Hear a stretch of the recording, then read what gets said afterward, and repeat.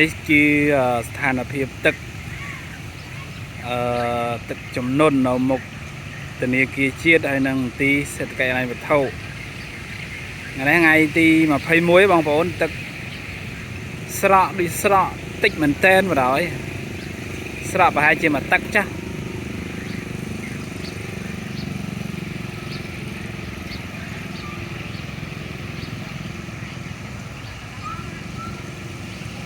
มันออกลานอะไรสักโป้ง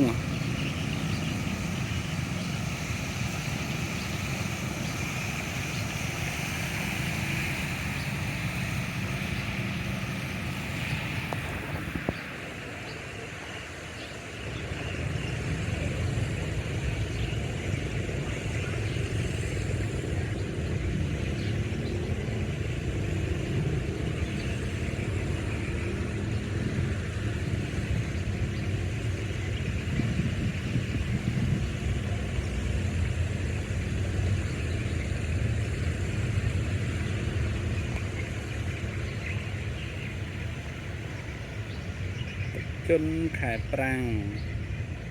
ขายดับมวยจัดขายดับปีนั่นเป็นตึกจำนวนเดียวในส่วนสบา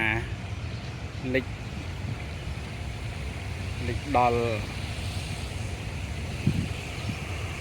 โอ้มันลานเนาะแต่ว่า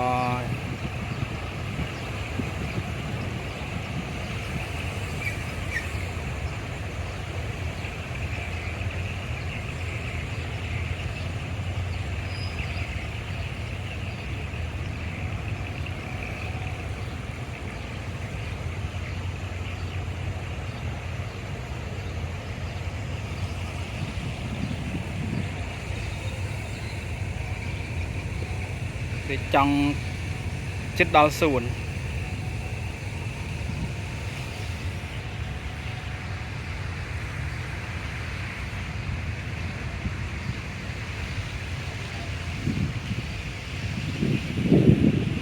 อากาศเทสดูจังรบเลี้ยงthếนะบางคน